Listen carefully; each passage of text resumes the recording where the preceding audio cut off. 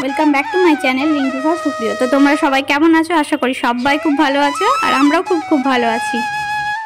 Rinki for সুপ্রিয় চ্যানেলের নতুন একটা ব্লগে তোমাদের জানাই অনেক অনেক স্বাগত।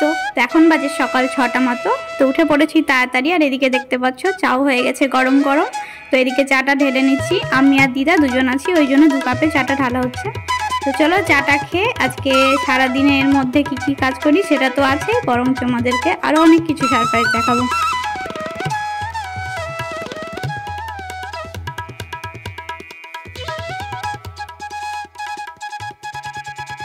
তো তোমরা আগের ব্লগে দেখেছো ছোট্ট ফুল বাগানটি তোমাদের ঘুরিয়ে দেখাবো বলেছিলাম। তো আমাদের নিচের দিকে ধারে যে জবা গাছ ছিল, বেলি গাছ ছিল, সেগুলো দেখেছি।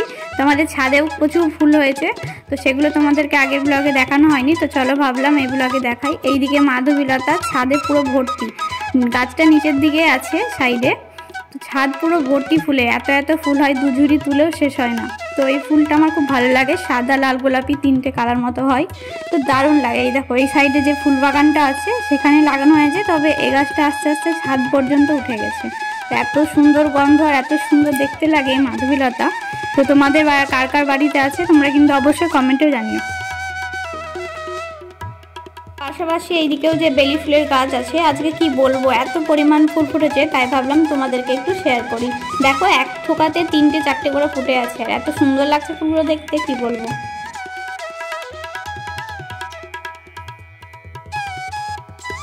সত্যি শহরে সে একঘেয়ে জীবনযাপন করতে করতে এক সময় বিরক্তি লাগে। যখন আমরা সেই গ্রাম বাংলায় নিজস্ব পৌঁছাই তখন কি শান্তিভাব অনুভব হয়। এই চারপাশে ফুল বাগানগুলো দেখেও মনে একটা অসম্ভব শান্তি বোধ হয়।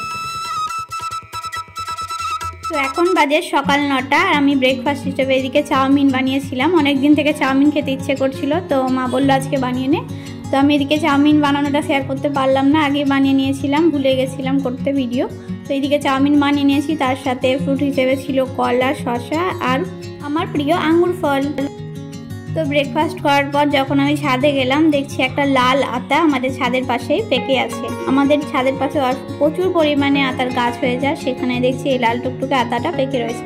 তো সেখান থেকে পেরে নিয়ে আসলাম, দিদাকে বলছি এদিকে ছাড়াও। তো গাছ পাকা আতা এর আগে একবার হয়তো খেয়েছিলাম, তো ভাবলাম যখন পেকে আছে গাছে চলো পেরে নিয়ে আসি, খাওয়া যাক। তো এইদিকে আতা খাওয়া কমপ্লিট করে চলে এলাম চিংড়ি মাছটা বাছতে। মাকে বললাম চলো আজকে আমি চিংড়ি মাছটা বেছে দিই, তুমি এইদিকে রান্নাটা করো। তো বাবাকে কালকে বলেছিলাম যে চিংড়ি মাছ খেতে ইচ্ছে করছে, চিংড়ি মাছ নিয়ে আসতে। তো আজকে শুক্রবার হওয়ার কারণে আমাদের লালগোলা বাজার বন্ধ থাকে। তো বাবা এইদিক ওইদিক খোঁজ করে ঠিক আমার জন্য কোন মার্কেট থেকে নিয়ে এসেছে। তো বাবার কাছে কিছু ডিমান্ড করলে সেটা খাওয়ারই হোক বা জামা হোক সঙ্গে সঙ্গে পেয়ে যায় এখন অবধি। তো খেতে চেয়েছিলাম, ঠিক আজকে এনে দিয়েছে আমাকে। তো এইদিকে করে দিয়েছি আলু দিয়ে আর পেঁয়াজ দিয়ে চিংড়ি দিয়ে একটা তরকারি মতো করেছি। আর যেটা আমার মেন উদ্দেশ্য ছিল চিংড়ি মাছের মালাইকারি করা, সেটাও করেছি। 2 রকমভাবেই করেছি চিংড়ি মাছটা আমি করেছি। তো এইদিকে একটা গ্রেভি মতো হালকা গ্রেভি রেখে করেছি, আর এদিকে মালাইকারিটা দেখো রান্নাতে হচ্ছে, এখনও হয়নি, হলে তোমাদের দেখাবো। তো এদিকে হচ্ছে সজনে ডাঁটা ভাজা, আর এদিকে বাবা নিয়ে এসেছিলো কালকে পুঁই শাক, তো সেটাও করা অলরেডি হয়ে গেছে।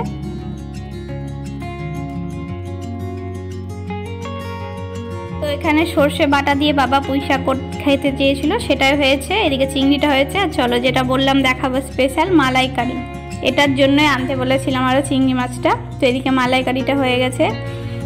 এদিকে সব কাজ শেষ করে স্নান করে চলে এলাম পুজো করবো বলে। তো চলো তোমাদেরকে দেখাই ঝুড়িতে কত আজকে ফুল হয়েছে।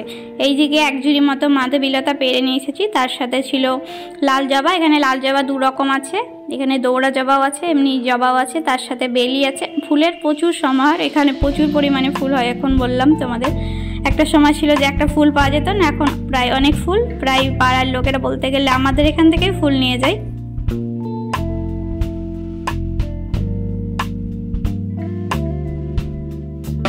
চলো তাতে এবার পুজোটা করে নিই, তারপর তোমাদের সাথে আবার কথা হচ্ছে। তো তোমরা আমাদের বাড়ির ঠাকুরটাও চলো দর্শন করে নাও। এদিকে রয়েছে রাধা গোবিন্দ, আর তার পাশে রয়েছে লক্ষ্মী নারায়ণ।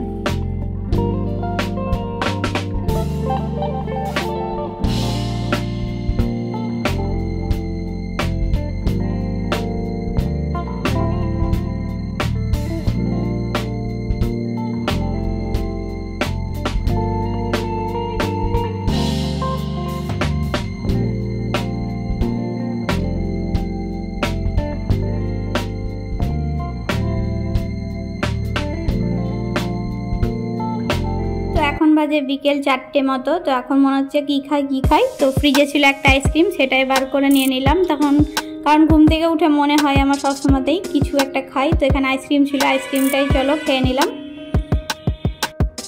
কাজে আইসক্রিমটা খেয়ে রেডিও হয়ে নিলাম। তো এখন বাজছে সন্ধ্যে 6টা মতো। তো আমরা এখন কোথায় যাচ্ছি সেটা জানতে গেলে অবশ্যই তোমাদের ভিডিওটা কন্টিনিউ করতে হবে। তো চলো রেডি হয়ে গেছে, এবার বেরিয়ে পড়ি। এদিকে মা, দিদা আর আমি সন্ধেবেলাতে একটু বেরিয়ে পড়লাম, কারণ কয়দিন ধরে টানা বাড়িতে আছি, হাঁটাহাঁটি বলতে কিছুই করা হয় না, বিকেলের দিকে একটু হাঁটতে বেরোনো আর কি। তো এদিকে বেরিয়ে পড়লাম হাঁটতে, তার সাথে একটা আসল কারণ হলো বিরিয়ানি খাবো। ওই জন্য বিরিয়ানি দোকানের সামনে দাঁড়িয়ে আছি। দেখো হাঁটাহাঁটি করলাম, হাঁটাহাঁটি থেকে আসল উদ্দেশ্য হলো বিরিয়ানি খাওয়া। তো এদিকে লাইন দিয়ে বিরিয়ানিটাও নিয়ে চলে এলাম বাড়ি। তার সাথে এদিকে নিয়েছিলাম কলাইয়ের চপ।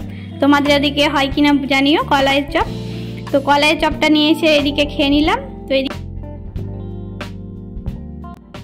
এই কিছুক্ষণ মাত্র হলো আমরা বাজার থেকে বাড়ি এসেছি। তারপরে আমরা বানিয়ে নিয়েছি গরম গরম পকোড়া আর চা। চলো তাহলে এটা খেয়ে নিই, তারপর তোমাদের সাথে কথা হচ্ছে।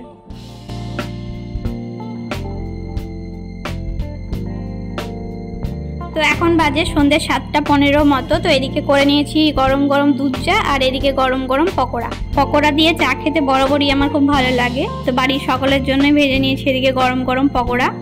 তো সন্ধ্যেবেলায় এটা খেতে দারুণ লাগে। তো এদিকে বাজার থেকে আস্তে আস্তে প্রায় 6টা 15-20 মতো হয়ে গেছিলো। তো তারপরে এগুলো ভাজলাম আর কি।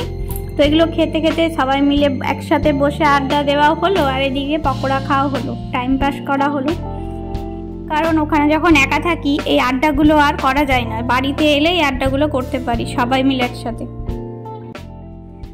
তো এখন বাজছে রাত্রি 9টা থেকে 9টা 15 মতো। তো চলো আজকে আর লেট করবো না, ডিনারটা করে নিই, তারপরে তোমাদের সাথে কথা হচ্ছে। বিরিয়ানি থাকলে না আমি ভিডিও করতে সব ভুলেই যাই, এক্ষেত্রে তাই হয়েছে। তোমরা দেখে বুঝতেই পারছো আমি খেতে অলরেডি স্টার্ট করে দিয়েছিলাম। তারপরে মনে হলো ভিডিও তো নেওয়া হয়নি, তারপরে নিয়ে এলাম। এই যে খেতে স্টার্ট করে দিয়েছিলাম, আমি এদিকে নিয়েছি, তার পাশাপাশি দেখছো দিদাও নিয়েছে, আমি আর দিদা এদিকে বিরিয়ানি খাওয়া স্টার্ট করে দিয়েছি। তো চলো খেয়ে নিই।